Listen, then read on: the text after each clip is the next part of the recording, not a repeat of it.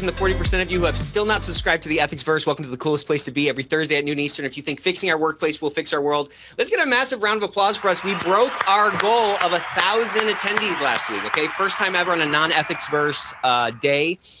So keep those shares coming. Keep inviting your team and your friends, because you know we are giving out books and we're giving out credits. So today we're talking about implementation challenges, some of the hardest parts of risk assessment. We have a great group. We're already up to 900 emojis, which I absolutely love. And we are going to be giving away 5 copies of this great book, Ethical Machines. And also I wanted to share this new book from my good friend, Mita Malik. It's called The Devil Emails at Midnight, What Good Leaders Can Learn from Bad Bosses. So to all of my Ethico teammates here, no more late night emails from me. We're also giving away 5 of Ethical Machines from Reed Blackman, who I will be presenting with next week. So AI is all the rage. It ain't a webinar unless we're talking about AI at some level. And Reed is one of the best AI ethicists out there. So if you don't follow him on LinkedIn or don't follow his Substack, you absolutely should. And if you're not coming to the Opal Transforming Healthcare Conference next week, you ought to come. Me and Reed and Camila are going to be talking about ethics at the edge. It's going to be a great conversation. And if you have not taken an Enneagram quiz yet, this is the time to do it. In a couple of weeks, we're going to be doing a full session on how, pardon me, learning the Enneagram can make you a better ethics and compliance professional. So you can get started right now by taking this quiz. It's a lot of fun. It's going to identify your type and identify some of your superpowers that you should really lean into in order to be better. That's what our goal is every single day. We're going to be talking about risk assessments today, and I want to share a little bit about our risk assessment tool before we dive in here. So as I'm diving in, of course, drop your LinkedIn URL in the chat. Your network is your net worth. Neither are big enough. There's a couple of folks on today that you should be following. Of course, also, I can't have a session with Matt Kelly without talking about Radical Compliance, my favorite go-to spot for everything compliance news. So open up a new tab, Control T or Command T, new tab, Radical Compliance, Command Enter. That'll add the .com for you. Go right on the right side, drop your email in there, and sign up for what I think is the best newsletter around, and I even have a newsletter. Okay, so risk assessments are really a great way for you to get better information when it moves away from compliance theater to real advisory to the organization. And so a flexible tool is what we put out that allows you to do bite-sized risk assessments or your full-blown risk assessment every single year to really dive in and, again, make better bets with our time. It's not like we ever run out of things to do. Regardless of your status in the organization, your position, your level, our to-do list is always as big as our arm. And so the game really becomes not doing everything, because that's impossible. It's doing the right things, doing the things that are going to move the needle and drive the impact. So you have a really cool package that we've put together. This is really a solution set that's really going to help you drive better intelligence, gather better risk intelligence in your organization, and again, make better bets with your time. So 25% off at your for the risk intelligence at scale package. I'll pop this up during the presentation so you can see everything that's involved here. Risk assessment, disclosures, analytics, ways to speak up, the best hotline in the world, best case management in the world. Not my words, check out G2. But that's going to be 25% off if you want to book something by the end of the year. So we're into Q4. I can't even imagine it. Pretty soon my corduroys are going to be out, and we're going to be diving into it's like life restarts in the fall, which I love. All right, let's get a massive emoji explosion, a massive round of applause to our group. We have Elizabeth Simonton, we have Bill Parkin, and the one and only coolest guy in compliance, Matt Kelly. How's it going, Matt? It is going very well, Nick. Thank you for having me back, and thank you, everybody, for joining us today. For anyone who's curious, I am actually this week in Lithuania at a conference of Baltic and Eastern European ethics and compliance people who it was a great conference. They all say hello back to their friends in the United States and elsewhere. But as Nick said, today we are here to talk about risk assessments and how compliance officers can do them and do them well. Clearly, risk assessments are one of the most important things compliance officers are supposed to do. So how can you do that, and how can you get through some of the more challenging and tricky elements of a risk assessment, such as you have different business processes that kind of sort of touch on the same compliance risk. How do you get a handle on that? How are we supposed to get a handle on what AI risk actually is when we barely even know what it is? And there is the reference to AI that Nick said all webinars must include a reference to AI. We have checked that box. So we have several great people joining us. First is Elizabeth Simon, who is formerly head of compliance at First Key at Cox Enterprises. She was a senior compliance executive there. She's been around at several other large organizations down south as a senior compliance officer, and these days is head of C2C Strategies, a compliance consulting firm. Elizabeth, welcome. Thank you for being here. Thank you for having me. I'm excited to be here. And Bill Parkin, who is Senior Director of Ethics, Compliance, and Security at Avaya. Bill, thank you for joining us as well. Well, thanks for being happy to be here. Thanks, Matt. Everybody should know, all the listeners, that Elizabeth and Bill both separately told me that they think doing risk assessments is awesome and they love it. So they are happy to be here. And for anybody who is listening, as always, of course, we are here to talk about this issue to make it relevant for you. So listeners, if you do have questions or comments you want us to put to the audience, by all means, put them in the attendee chat, and then we will try and get the questions answered as soon as we can. And in theory, we'll set aside some time at the end for questions, but probably we'll just work on your questions as soon as they arrive. So whatever pops into your head, if you want to add to the conversation, please do. So that said, I am just going to start with a kickoff question of asking both of our speakers and then Nick, what do you see as the most challenging part of actually performing a risk assessment, and why is that so hard? I mean, is it that the business units don't know what their risks are?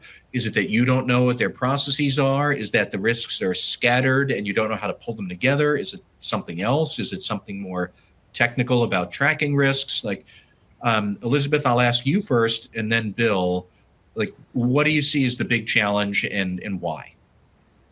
I think there are definitely a lot of challenges in conducting a risk assessment just because there are many different layers. So all of those things that you mentioned, Matt, definitely, kind of layer on top of each other to make it a challenging process. I mean, are we assessing like a particular part of the business or a particular location or business unit within the business? Are we, tracking the risks from the various different laws and regulations that the business has to comply with, which could be a huge long list? Are we considering the ethical risk that might come, with the individuals that actually perform the controls that mitigate those risks? So I think because there are so many different layers, and there's so many different types of risks that you can look at, that's what really makes it very complex to perform that risk assessment. And then on top of that, compliance risk doesn't just fall into like the legal compliance bucket, right? Mm-hmm. There are compliance risks in your strategic risk bucket. There's compliance risks in your operational risk bucket, in your financial risk bucket. And so trying to pull out all of those risks from the enterprise risk assessment and bring those together in your compliance risk assessment can also make that a little more challenging. Yeah, I think, Elizabeth, that is great stuff. And our biggest challenge was how do we get all of that into a more sane approach and get leaders engaged in those conversations. And when we looked at it, based on feedback from our business and from past compliance officers that I kind of took over from, is they didn't want like a scared straight type of conversation. So we had to simplify it and make it relevant to each business group, bucket each of those risks up in a meaningful way, and then use our knowledge of the business to make it, relevant to them, and then assess it in a way that was simple, but also let them know in the beginning, like, hey, we're not here to boil the ocean. We want to keep it simple. Our risk universe can be simple up front, and then we're going to talk to you year over year to manage those risks and also assess those risks. But we don't have to get it perfect the first time. But what we want to do is to keep the conversation going and make it a relevant business conversation. So we started with a 2x2 matrix to keep it simple up front. But that was something that we chose because our CEO used that as a part of his everyday business risk assessment. So what's in the 2x2 matrix? Like what's in the header and what's in the impact and likelihood of event, and then each quadrant You had two where we would monitor, one where we needed an action plan, and the other was low risk that we would, anything that we just need to be aware of is where we're going to put that.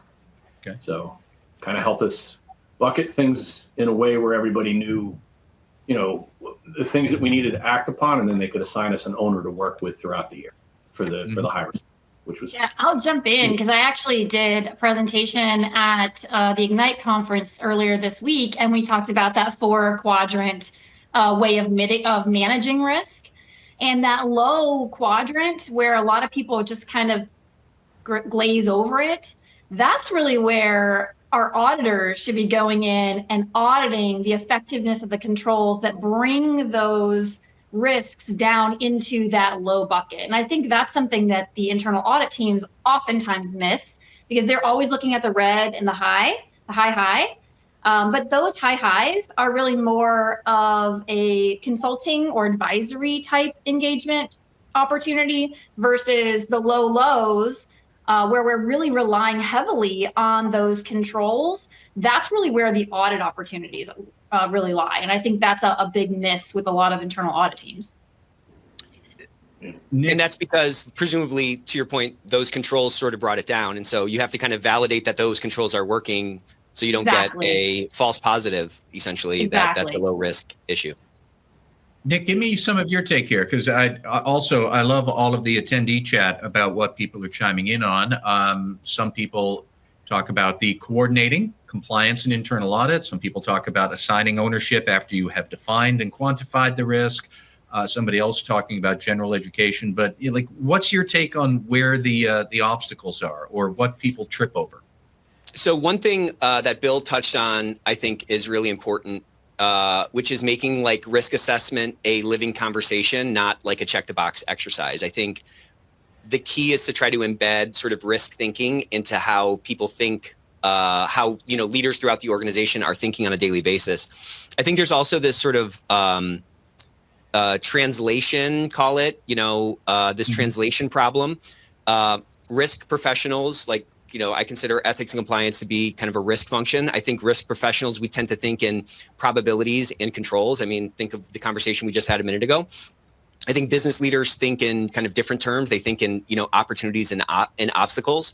So I think there is an inherent challenge in us kind of becoming, bilingual, so to speak, to kind of bridge the probabilities and controls into language that is really about opportunities and obstacles when we're talking to these sort of risk owners. I think it's also a challenge just inherent to, there's kind of this paradox in risk assessments where the more, and Bill kind of touched on this and, so did Elizabeth in terms of the 4x4 matrix, you can't boil the ocean.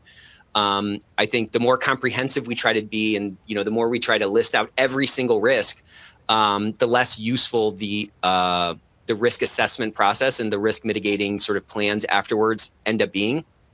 I think it's a hard muscle for us to build, to the discipline to be just ruthlessly prioritize our risks and take that sort of Pareto approach of what can we actually do?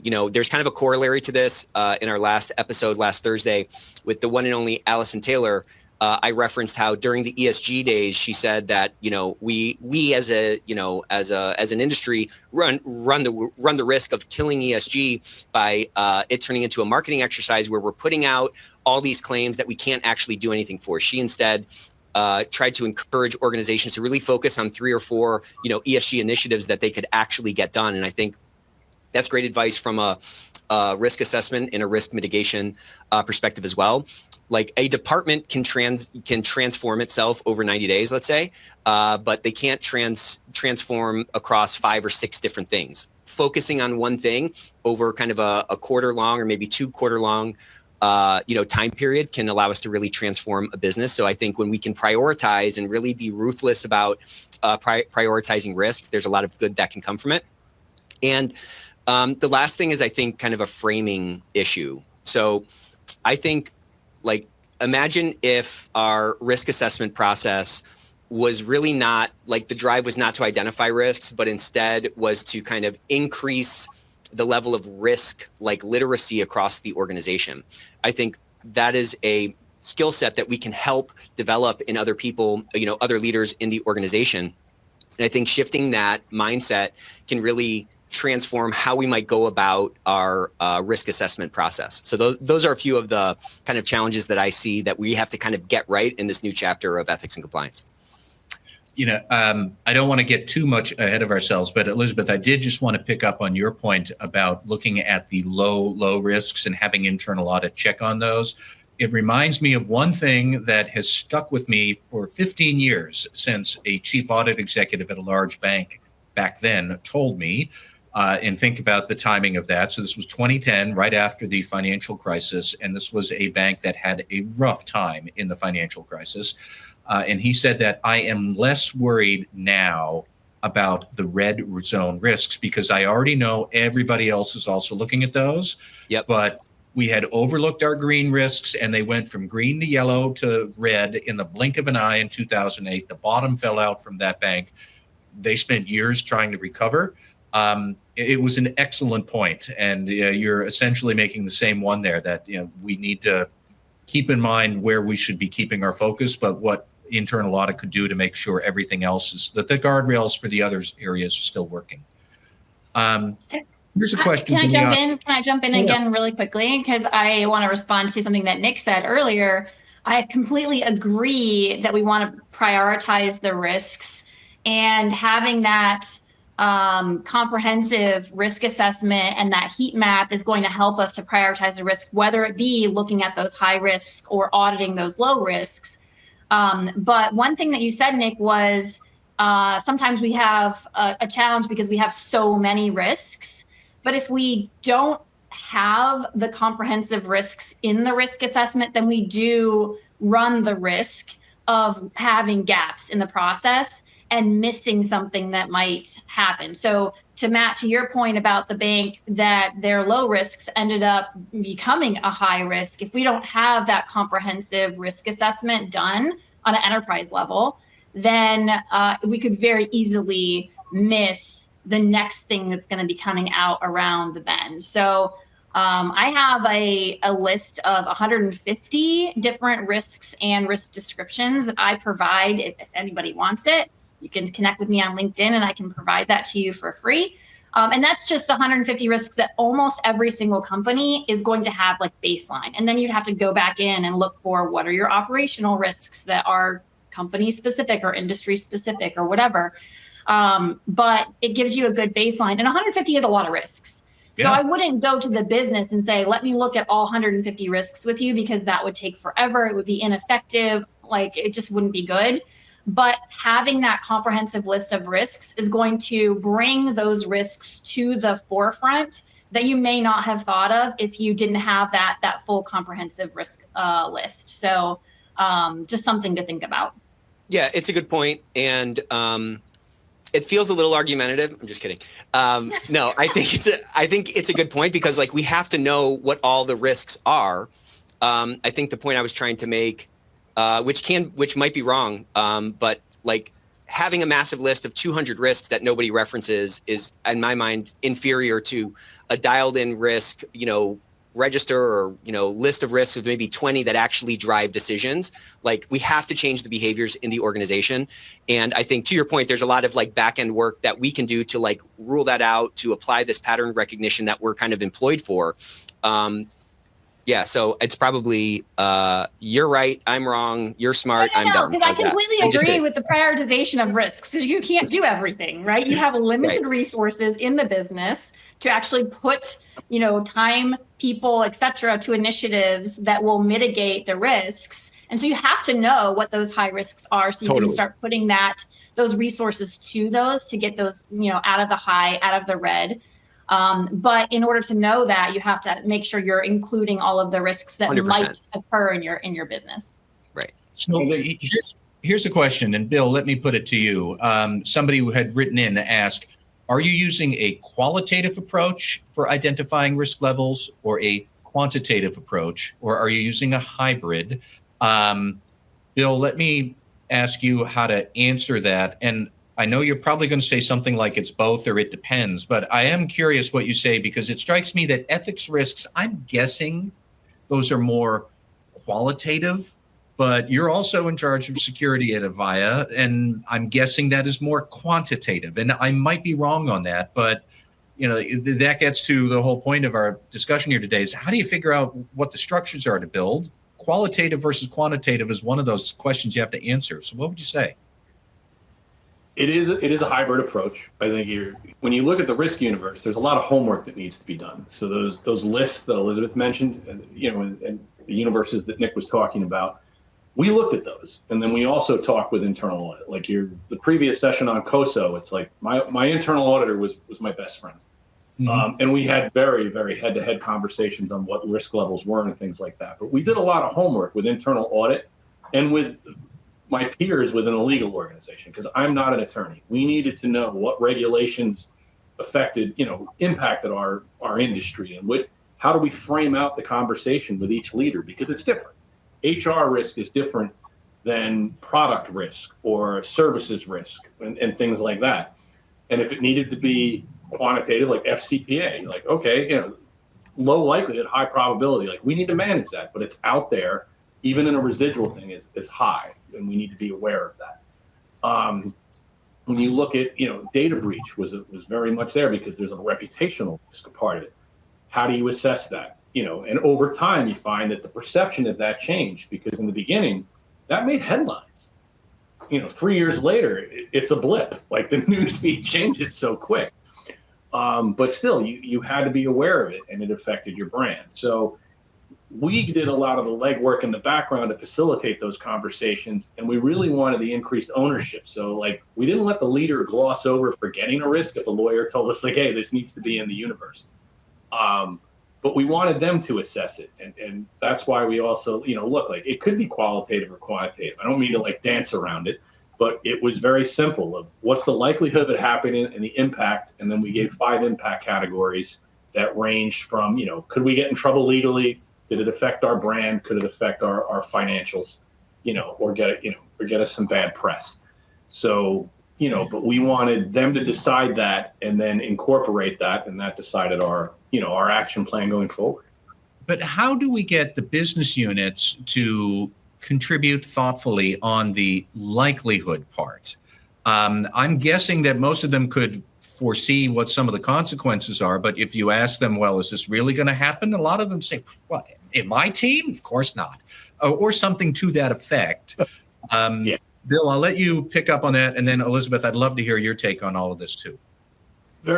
Just very quickly on that is, you get that won't happen here. And it's like, well, realistically it does. And you got to have that in your hip pockets. So you look at your hotline stats, your cultural survey stats to kind of say, like, yeah, this stuff does happen. People have said they've raised concerns. Not to sit there and pin the leader that you're talking to down, but to be able to say, okay, it's not an absolute that it's going to happen, but there is a probability of it. So we've got to capture that. And it was just as simple as that for us to get us so they could do it. And the first time around was the most difficult. Afterwards, they kind of understood, like, this is about awareness and action plans to make us better, and improve the business. Elizabeth, what would you say to all this? So I'm going to start with a story.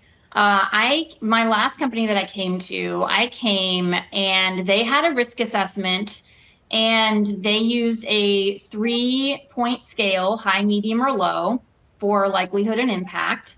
And every single risk owner said that their risk was a medium. Yep. So we had a giant heat map with one big dot of risks right in the center. Sounds like a medium risk. Everything's medium because they didn't want to say high, because then the internal audit was going to come and audit them. And they didn't want to say low because then they would lose all the resources that they had. So everything was medium.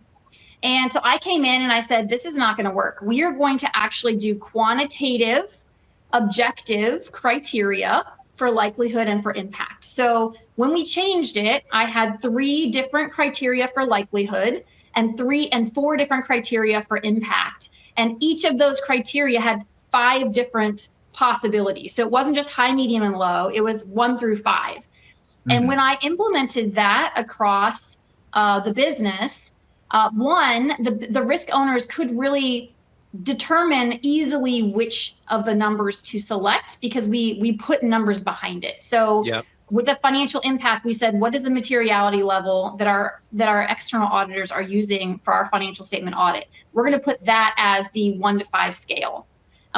For the frequency of the transaction, which falls under likelihood, what is the frequency of the underlying transaction that could potentially cause the risk for the business? Is it annual? Is it daily? Is it, weekly? Whatever that is. And we put that on a 5-point scale. So it was much easier for them to know, okay, the underlying transaction happens on a daily basis. That's going to be a 5. Or the underlying transaction only happens weekly. Well, that's going to be a 3. So it was much easier to put those quantitative elements into the criteria. And at the end of that risk assessment, it had blown out, and you really could make good business decisions based on the results of the risk assessment, because you could truly see where the high risks lied, where we didn't have controls or effective controls in place to mitigate that risk. And we could then make those decisions to put the company's resources to doing initiatives that would mitigate that risk.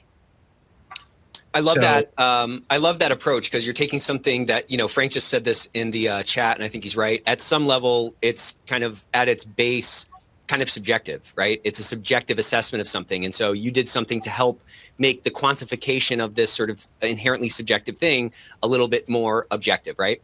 Another thing that we've done here is like a 1 through 5 scale with no 3s, or just a 1 through 4 scale. So it makes people pick which, they can't kind of be fence sitters. But anything you can do, I think, like that, to provide that guidance to avoid that massive blob in the middle of the graph is going to give you something that you can kind of start to take action on. Again, so much of this game is not just like taking a snapshot of the business and saying like, okay, this is perfect. We have the absolute risk, number dialed in, and now this is going to set our plan for the next 12 months. It's constantly, like Bill said, keeping it a conversation, iterating it. In order for that to happen, though, to your point, I think we have to have, kind of a common language that we've agreed to that should, in theory, direct the bets that we're making with our time. And the business leaders actually bought into the results a lot easier when they could see it was a quantitative. They could see the process. There was a lot less subjectivity in there. So when we presented the results after they knew how it worked, then they were like, oh yeah, this is something we really need to be focusing on. And I think going through that kind of an exercise where people are, putting their name on the paper, so to speak, with the, with the subjective, numbers they're placing around the likelihood or the impact or whatever, it at least allows for you to have something objective to like compare. Like there's inevitably, anytime we've done something like this with a client or even internally, there's usually some like really large discrepancies, right? Between like what people are putting down. And that can either be driven by, an actual like information gap or, like genuine uncertainty. Either one of those things are worth the conversation. That just in doing that conversation, you end up getting more buy-in because it's a thoughtful approach. It's driving, interaction with these risk owners around the organization, and, increases the likelihood that it's actually going to drive different decisions in the future. Bill, let me ask you, what you think of all of this, because what Elizabeth proposed there with her business sounds excellent. But I'm wondering, so is this where we bring frameworks into the conversation? And a couple of attendees had already asked, do you use COSO framework? Do you use some other framework? Is that what frameworks can do, is to help flesh out for you the more quantitative data points you'd want to bring to the business to say, we're not doing the high, medium, low, and everything's beige. We're going to have some real points here. Well, the points have to come from somewhere. So is that where would you get the points? Do they come from a framework? Do they come from somewhere else? What would you say? We worked closely with internal audit to make sure, one, there was no overlap with the compliance risk assessment versus ERM. And we shared the results, but we also wanted our leaders to know, like, hey, this is for information for you to improve your business and manage compliance risk. Like that is the purpose of this. It is not, to trigger internal audit. Internal audit had their audit plan that was defined and approved by the board, at the beginning of the year. Yep. And yes, you need knowledge of their controls, and we had those to help those conversations and keep them honest. But we also, were clear as we guided the conversation, like, the end goal of this is not to have that blob in the middle. So you definitely had to guide the conversation. I never put a conscious thought in to say, hey, are we applying a framework here? Because it was broad. Like we talked with subject matter experts to look whether, hey, is this illegal in a framework? But I would say it was most likely, we were mainly driven by COSO. So we were looking at kind of like, how are we doing it? How are we going to approach this in that cubicle type way of looking at it on multiple accesses? But the main thing that we wanted was the leader owning it and defining it where we facilitated the conversation. So it's not like we sat there and said, you can't be in the middle, but we would say, are you sure that that's the right number? And our end result was we had a PowerPoint slide that we would send them afterwards that kind of showed a thermometer with the number of risks, high, medium, and low. And then that became valuable year over year because we could show how it moved. I think our biggest sense of pride in how we did this is when the risk universe started, increasing, not because we were driving it, the executive was sitting there saying, hey, we had a change in the business. We've migrated from on-prem to cloud. We've operated in these new countries and we've got to look at this. And it was like, okay, this is good. Like, we didn't have to pull that from you. Right. And that's where we're like, okay, so like year 3, 4, and 5 became like much more enjoyable, kind of fun and fascinating, where I got to, quite frankly, geek out over it. My youngest daughter, we were out to dinner last week. My youngest, or my middle daughter, corrected my youngest daughter on manners. It's kind of that same kind of a moment. You know what I mean? It's like, she's really taking to this manners thing. Yep. So what do we do though with, I guess, like the summary of the risk assessment?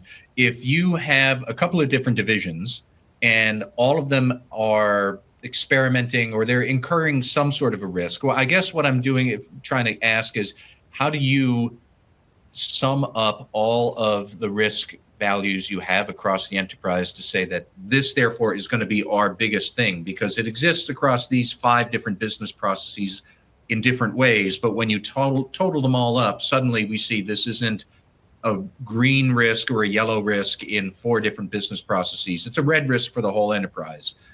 Like, how do we get there? Like, is that something that compliance and internal audit can do on their own?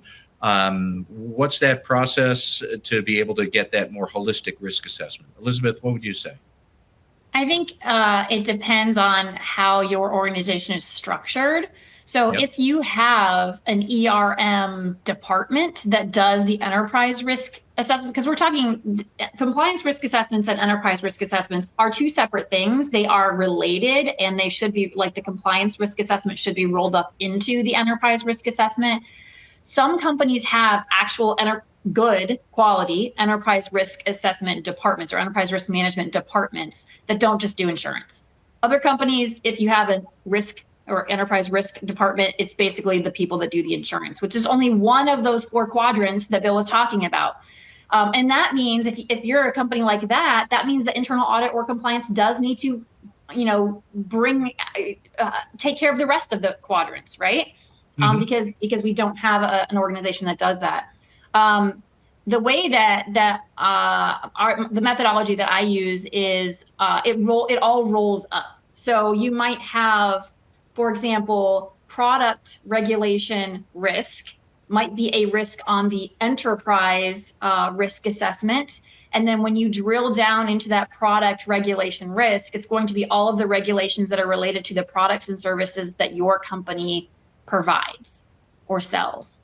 And so that could be, a whole slew of additional risks, which is going to be in your, compliance risk assessment. So it's really about, what locations do the risks apply to, and how do we need to tweak it based on that location? So, for example, FCPA risk is going to be different based on the country, based on maybe the CPI, corruption perception index.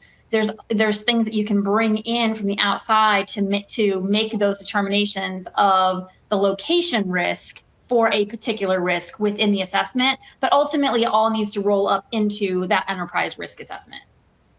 I guess that's the question I want to get at. Is it strikes me when you think of who ultimately is going to consume all this information. Well, it's senior management or the board. And they probably aren't going to want really to dork out on specific compliance risks. They want to know enterprise risks. So how do you culminate all of your compliance risks, look at them the right way? At a certain point, they add up and they transcend into a larger sort of enterprise risk. We have all of these iffy transactions in these 5 different business units. Actually, that tells us that this whole line of product offering might be problematic, or we have deeper access and IT control issues than we understood because we keep seeing the same thing in division after division. And it transcends or transforms, whatever the word is. I guess that's my question, is how do we add up all of these compliance risks into a useful summary of risks that senior management can digest and understand? Bill, I'll ask you for your thoughts on that first, and then maybe Nick, what your thoughts are. Yeah, that is a challenge, because afterwards, once your assessment's done, we would have conversations with the general auditor and say, hey, does any of this align with what you're seeing in the enterprise risk management? Does this give you food for thought?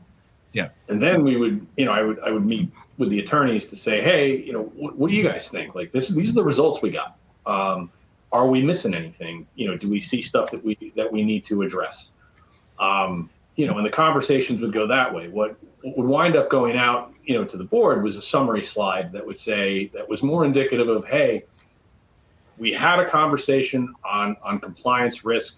The executives, identified and we're actively managing it. And we don't, either we see risk in how they're managed or they're not. It was more to confirm that we had the conversation and we were either comfortable or uncomfortable with the level of response. We were comfortable with it. But that's kind of how we looked at using the data. And then obviously it goes with scorecards. So, you've got, the compliance risk assessment by business leader. If you can slice and dice some training metrics in there, and you can slice and dice some hotline statistics, you suddenly are able to give them a little bit more of a compliance scorecard, for what's happening within their organization. And leaders did find that stuff useful. So that's how we used it. There is no right or wrong way. You've got to find out how you can use it to engage leadership in meaningful way where, honestly, that they're going to use the data and not just check the box and say, thanks for sending that, appreciate it. That's the question. And Nick, I'll put it to you then. Like, how do we make sure that all of this work on compliance risks, which we all love here, is presented in a format that senior management will get excited to understand, because they're going to want it in a different context. Talk to me about how you would think that through. So you're going to hate my answer, but it depends. Just kidding. I think it's really about kind of recognizing that ethics and compliance role at some level is to be sort of the Google Translate for the organization. We need to put a policy in terms that are going to resonate with the sales team to drive new action, to influence new behaviors over there that might need to be a little bit different than we do with the production team or the operations team or whatever. I think that same ability to translate, ethics concepts, compliance concepts, whatever, across different divisions also needs to be applied up and down the sort of stakeholder stack. And I think our job is to, paint clear lines on the road, identify risks that need to be mitigated or that can give us the most bang for our buck from a mitigation perspective. And I think it's about presenting that in a way or in a format that really can drive decision-making or drive different actions in your audience. And so I think at the board level, part of that is to understand what's the composition of the board from a personality standpoint. What is the board focused on from a business objectives perspective? And how can I, in the sort of most efficient way possible, present the information that they need to know? Again, I think if we do a one-size-fits-all approach to compliance, then we're rolling out the same policy to everybody, we're rolling out the same training to everybody, and we're rolling out the same risk scorecard to business leaders and to the board level. I don't think that that's that effective. I think what Bill described is smart. There's a lot of backup data behind whatever those recommendations are. You can always go deeper with the board, but zooming out and really trying to look at whatever topic that we're talking about, trying to look at that from the perspective of the audience is always, for me, the best place to start. Like literally sitting back in the chair and being like, well, like what are they going to actually care about? Do they want to know that I had 500 conversations? They probably don't care about that. They want to know, like, okay, what's the bottom line? What's the what's the outcome? How is this going to change our business, or how is this going to change how resources are kind of allocated in our business over some sort of short-term time frame? I think starting with that sort of higher level approach and then going deeper to the extent that the interaction warrants it, or that the audience starts to drive that. That's how I typically try to approach these kinds of things. And Nick, it goes back to your topic earlier about prioritizing the risks, right? We might have 200 risks on our assessment, but we're not going to talk about all 200 to the board. The board is the oversight, the governance of the company. And so they need to know, well, what do they need to be focusing on from an oversight perspective, and what risks do they need to know that you as a business are actually putting those mitigation plans in place so that they don't have issues on their oversight. Great point. And I mean, imagine if you're at a restaurant and the chef comes out to tell you about the specials, and before they get into the beautiful cut of lamb or the steak or the new halibut that they just got off, the ship or the boat or whatever, he's saying, well, I want you to know that we really cleaned, this is a really clean kitchen. I cleaned all my knives and all. They're not talking about that stuff.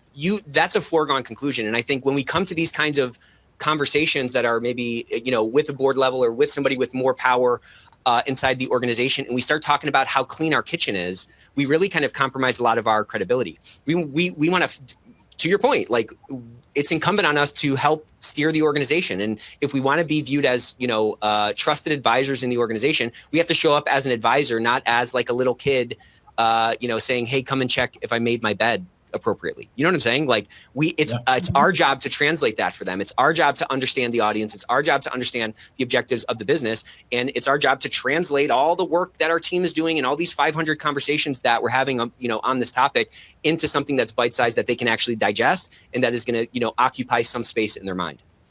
And for the record, if a chef came out and immediately started emphasizing how clean their establishment was, I would probably not want to eat there. Exactly. Exactly. It's like, why are you talking about this? Yeah. Okay. Here's a question from the audience that I did want to get to. And Bill, I'll put it to you first, and then Elizabeth. Basically, somebody's saying, this all sounds great, except I don't have an internal audit team. And so I am struggling with how to get this done, or how to implement frameworks on my own, or have a backstop. So what sort of advice would you give them to somebody who does not have an internal audit team? Bill, I'll start with you, and then Elizabeth. How do you still get there without that valuable partner? That is a good question. So the person that I worked with on developing ours had an internal audit background, but we benchmarked it. We had access to Gartner. We had access to SCCE. I think we looked at those sources to look at how do you start to define your risk universe and look at, what's relevant to our business. And that does take a lot of research, because you can get, lists, and it's like, how do you pare it back? And that's where we started. And we did a lot of homework and a lot of prep to facilitate and keep the conversation meaningful with our executives. But I remember that we searched those sources, first to kind of say, like, hey, what's the best way? And I think even Ethisphere had stuff as well. So if you have access to those types of things, you can see, reach out to your peers, ask what they're doing. I mean, totally. I'm happy to share. I can't send you my assessment, but I can talk methodology and things like that, and and anonymized data. But it's something that people, compliance professionals want to talk about, and it's an important part of it. And I think the other part of it is, we all know as compliance professionals that it's important. Not once have I had to say to a leader, hey, we're doing this because if a regulator comes in, this is going to get us points and get you sentenced to less, time in jail or lower fine. This is always about moving the business forward and the business support, and always keep that as your cause. But it's finding the risk universe, I think, regardless of the framework, that's relevant to your business. So everybody all is in a different business, more than likely. Yeah, and I think to that point, there's a lot of freedom in what you're saying, Bill, because like there's no silver bullet like Dumbo feather that's going to help us fly. You know what I'm saying? Like whatever framework there is, there's probably going to be some tweaks that need to be made to it and so forth. So if you don't have an organizational psychologist, guess what? That's you. If you don't have an internal audit, guess what? That's you. But these are all things that we can utilize, to your point, to like drive more professionalism in the organization that ultimately translates into more business or more enterprise value, which is what the leaders care about. And I think that continuous improvement thing that you just kind of described, that should be the North Star, not, how closely are we actually adhering to some framework that might not even actually exist for our situation. Elizabeth, what would you say about the lack of internal audit and how you still try and get this done? I would say been there, done that. I have been at a company that did not have an internal audit team, and I've been at a company that had an internal audit team that was inefficient, and therefore it was almost like we had no internal audit team. And I think what Nick and Bill were saying is right on point. One of the things that you can really do to kind of compensate for not having an internal audit team is to increase your compliance monitoring program. And I would say using continuous data analytics would be a really great way of doing that, especially on those low risks that internal audit, that we're relying heavily on the controls that internal audit would typically be auditing.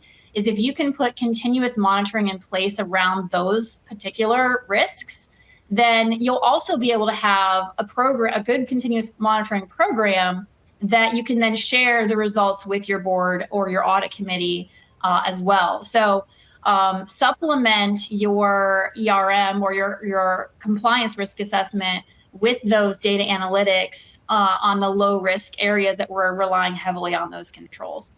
Okay. Here is a question from a listener.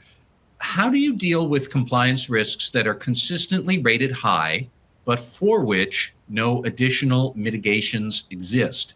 And no one knows, is this just a part of doing business to be exposed to the risk in that way?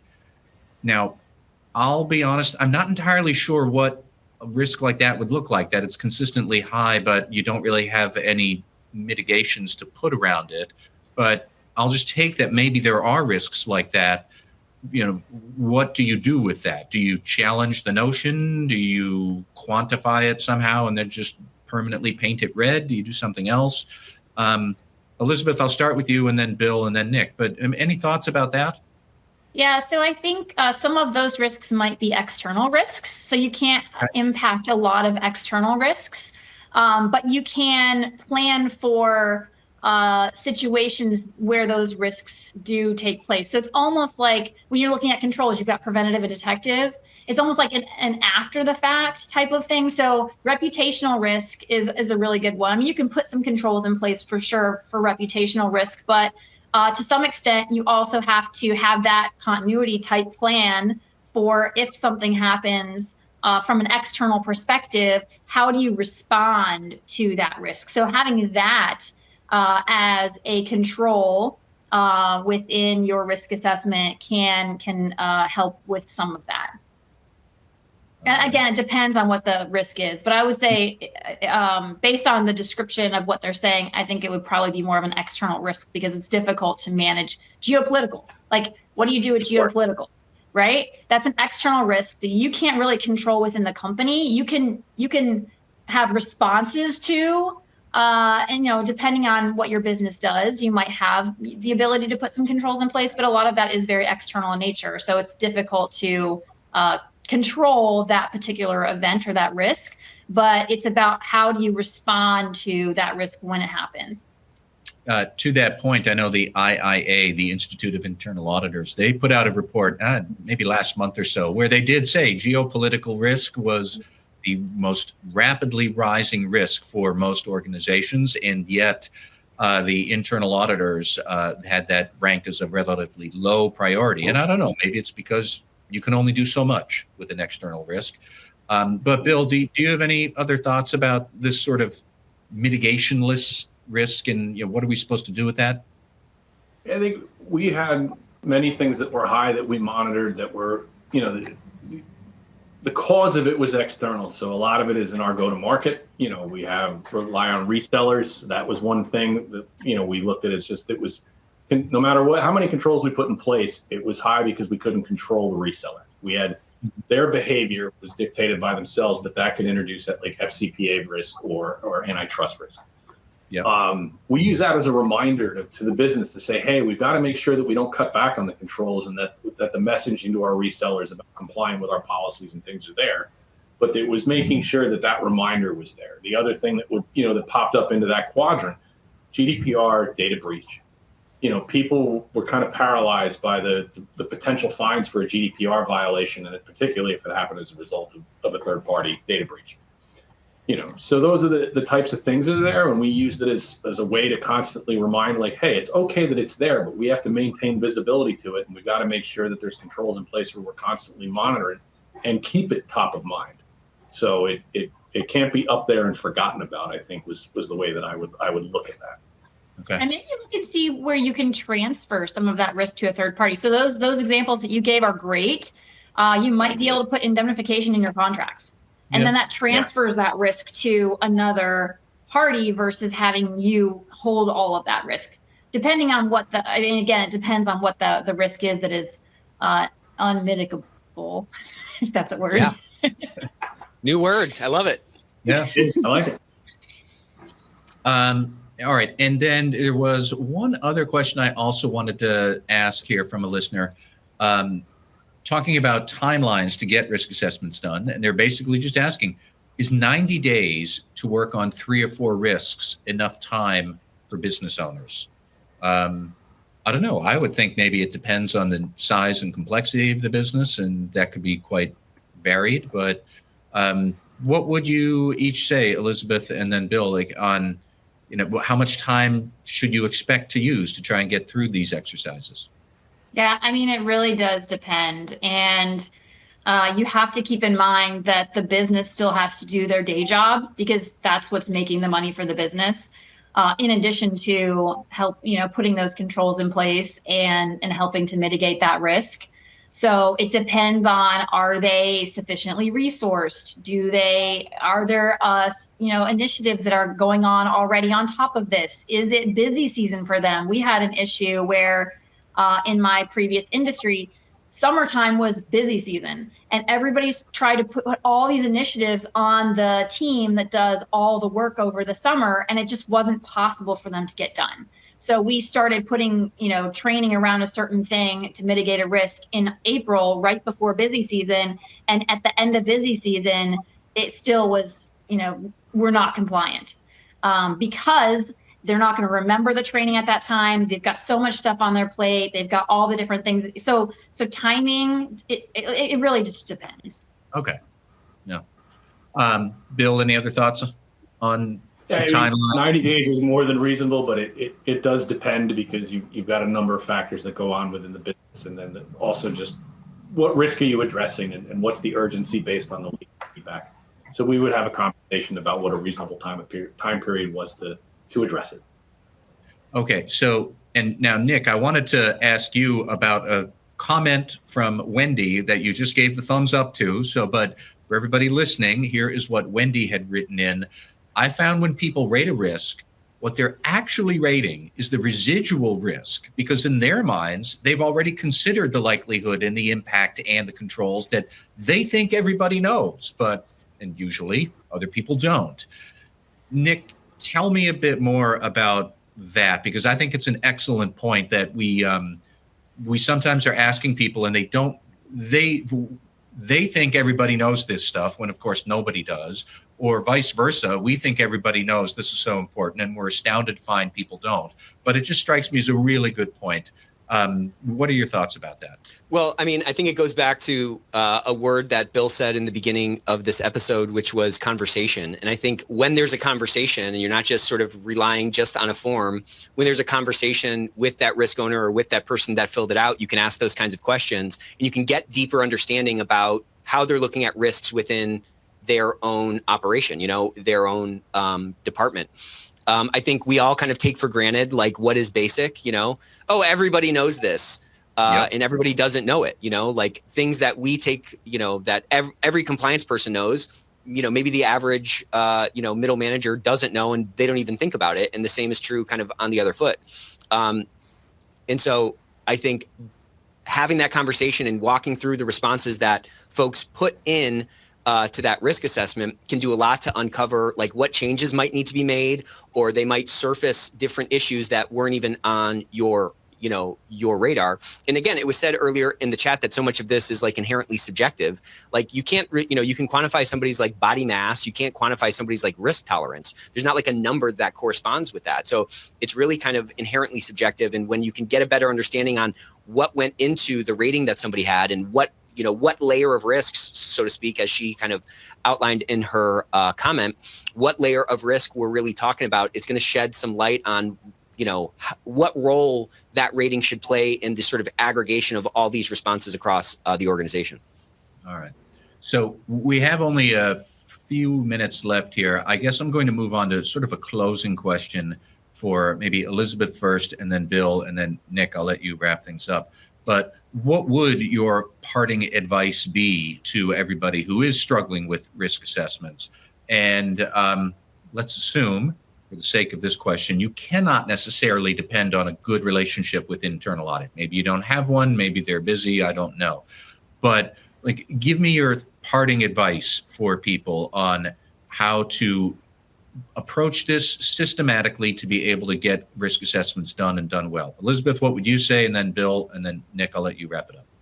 Yeah, so if you're just starting out in this, or you don't have the support of internal audit, connect with me on LinkedIn, and I will send you the spreadsheet that has the 150 risks that most people have.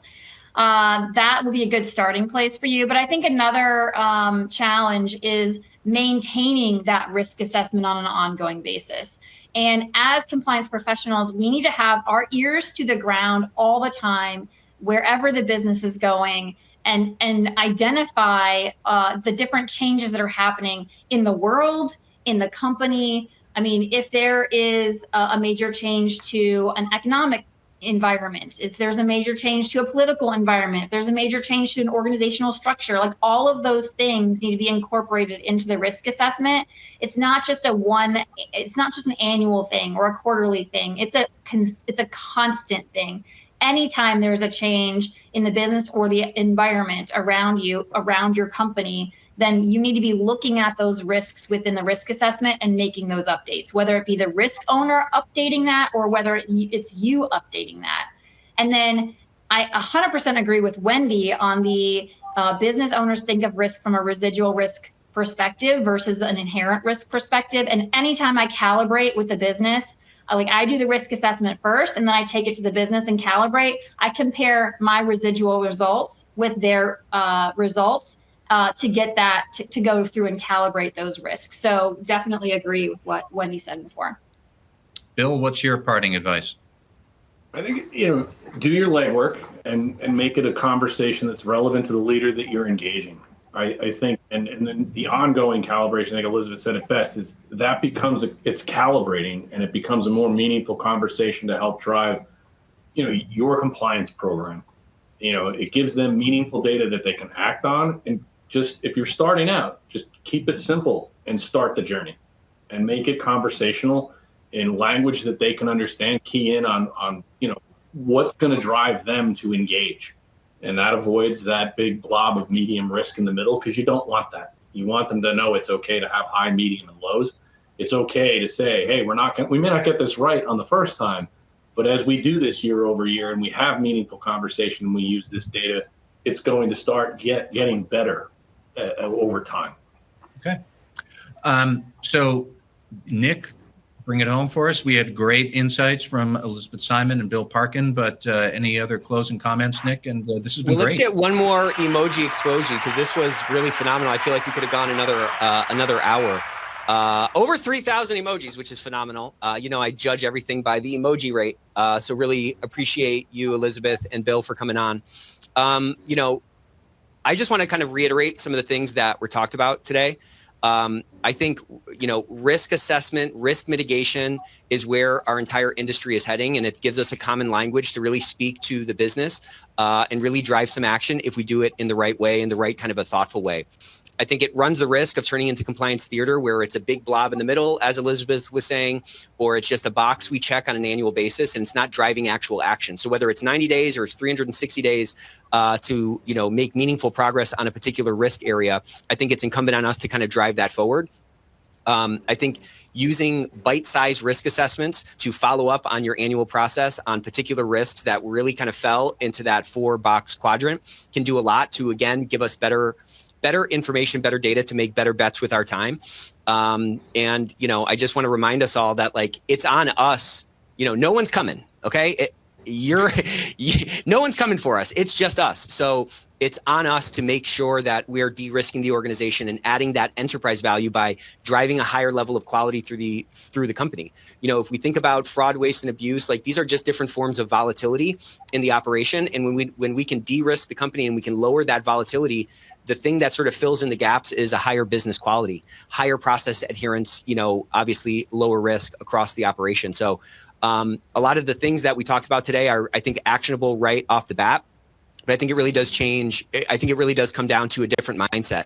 This is not theater that we're doing. This is something that can actually improve our business. It gives us an even better excuse to have these interactions with other people in the organization and really drive some process improvement forward in different pockets that you might not touch every day. So I love risk assessments. I think there's so much opportunity in doing them right. And again, I just really appreciate you all for joining us today, because this was an awesome conversation.